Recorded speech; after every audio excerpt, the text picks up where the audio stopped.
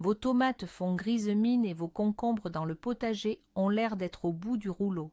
Le soleil de juillet est bien sûr l'ami du jardinier, mais parfois cet ami se transforme en véritable tyran pour nos cultures. Aujourd'hui, nous allons décortiquer 6 méthodes efficaces pour sauver vos plantes en plein cœur de la canicule. Et restez bien jusqu'à la fin, car l'une de ces méthodes pourrait vous sembler bizarre, mais elle est d'une efficacité redoutable et sauvera même les cultures les plus délicates.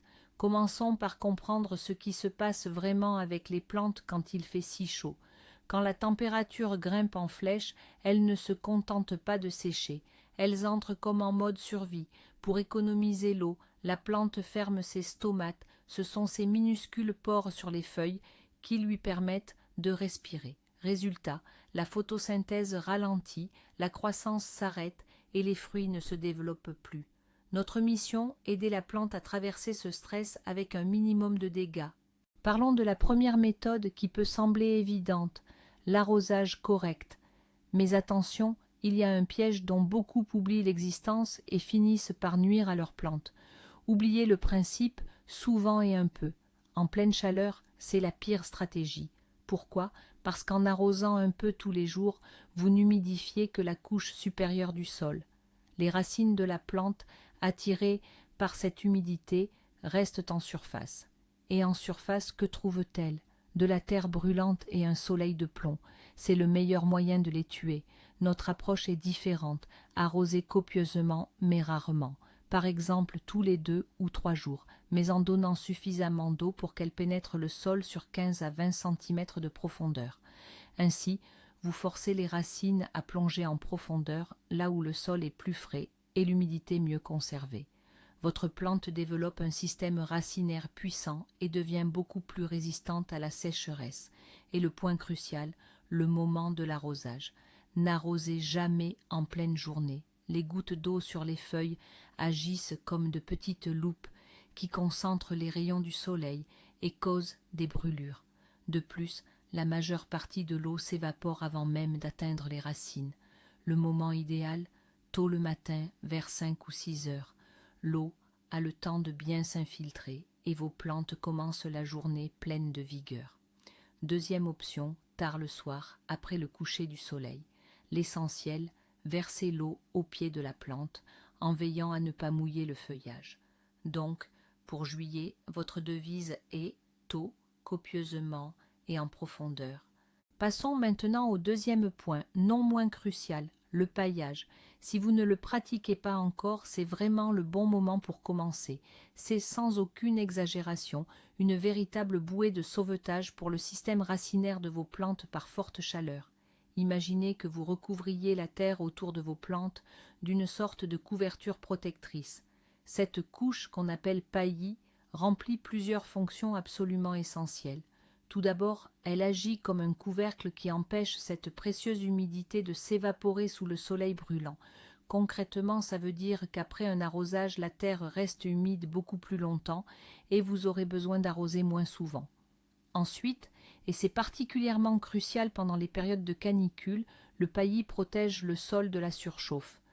La terre nue peut littéralement devenir brûlante sous le soleil, montant jusqu'à 50 voire 60 degrés et cuisant ainsi les tendres radicelles qui absorbent l'eau et les nutriments.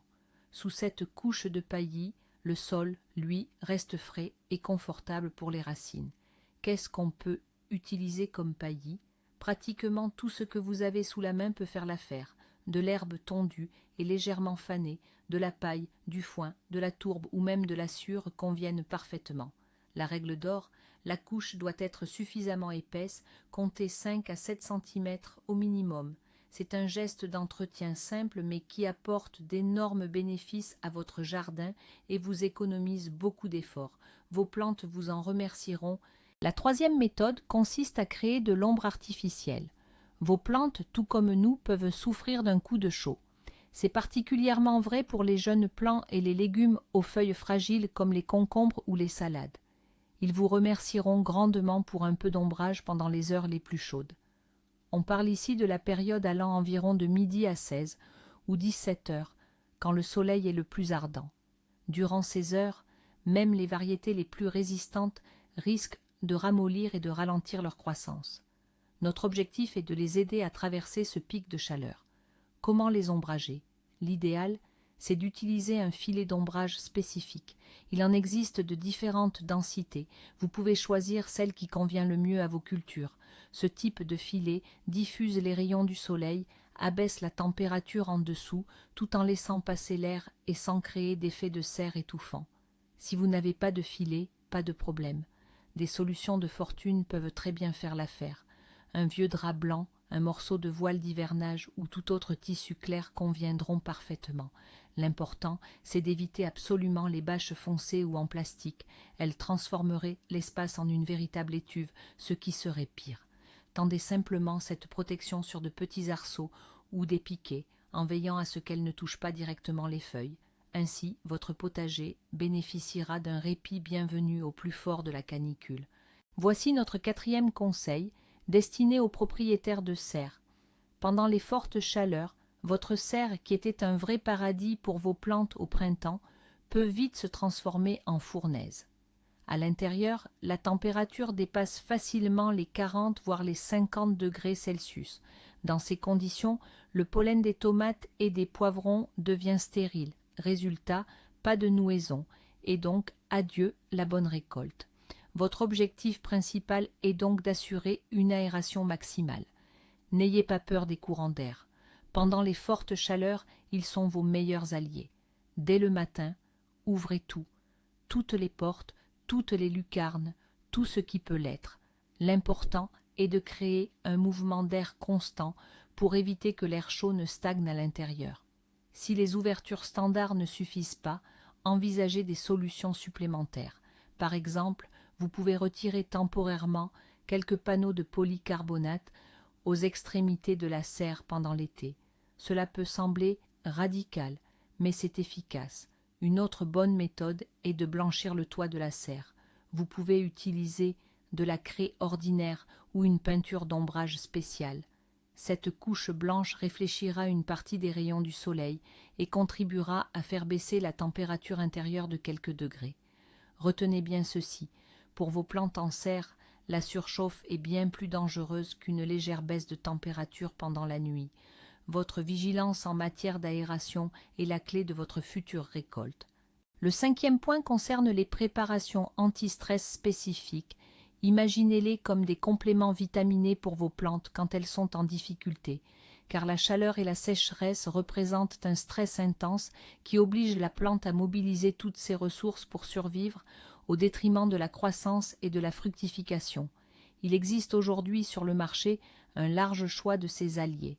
Recherchez des produits qui contiennent des acides aminés, des extraits d'algues ou du silicium. Ils agissent différemment, mais leur objectif est le même. Aider la plante à mieux supporter les conditions difficiles.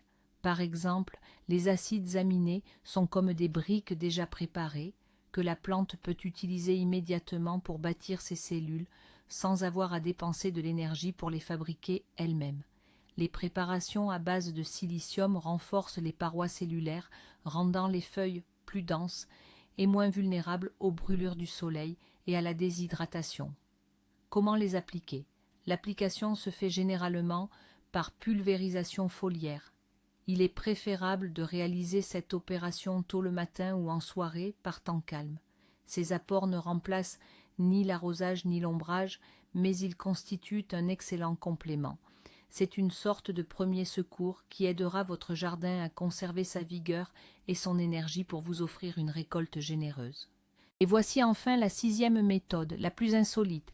Il s'agit de créer un écran réfléchissant pour les plantes. Ça peut sembler un peu futuriste, mais en réalité, c'est tout simple et incroyablement efficace. Cette méthode aidera non seulement à réduire la température des feuilles, mais aussi, littéralement, à leur appliquer une sorte de crème solaire. Je vais vous expliquer comment ça marche. Comme nous l'avons déjà vu, le principal problème par forte chaleur, c'est la surchauffe de la feuille.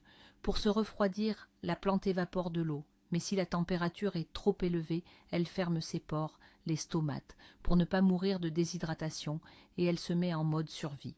Notre but est donc d'empêcher la feuille de surchauffer. Et qu'est-ce qui réfléchit le mieux les rayons du soleil? Exact, le blanc. C'est exactement ce principe que nous allons utiliser. Nous allons créer à la surface des feuilles une très fine couche blanche qui agira comme un miroir, réfléchissant l'excès de lumière et de chaleur. Cette astuce simple permet de réduire la température de la feuille de quelques degrés, ce qui, en période de chaleur extrême, est d'une importance capitale. La plante continue de respirer, la photosynthèse ne s'arrête pas et elle se sent beaucoup plus à l'aise. Dans la prochaine étape, nous vous expliquerons comment préparer cette solution miracle à la maison. Et voici le point essentiel. Beaucoup pensent que la réponse principale à la chaleur est simple, arroser davantage, mais c'est un piège. Parfois, même en arrosant beaucoup, la plante souffre quand même, car ses feuilles fondent littéralement au soleil. Alors, et si je vous disais qu'on peut faire de la crème solaire pour les plantes? Oui, vous avez bien entendu. Il s'agit de pulvériser les plantes avec une solution à base de craie ou de kaoline, c'est-à-dire de l'argile blanche. Quand vous recouvrez les feuilles d'un fin voile blanc, un vrai miracle opère. Le blanc reflète une grande partie des rayons solaires et de la chaleur. La feuille ne surchauffe pas, les stomates restent ouverts. La photosynthèse continue. La plante vit et se développe au lieu de lutter simplement pour survivre. Voici une recette simple pour préparer cette solution. 100 à 150 g de craie pour 10 litres d'eau, avec l'ajout d'une petite quantité de savon liquide pour que la solution adhère mieux aux feuilles. C'est une méthode géniale et peu coûteuse pour sauver votre récolte. Alors, pour résumer, pour que votre potager survive à la canicule de juillet, il faut une approche globale, un arrosage en profondeur, un paillage salvateur, l'ombrage, l'aération des serres et, si nécessaire, des produits anti-stress.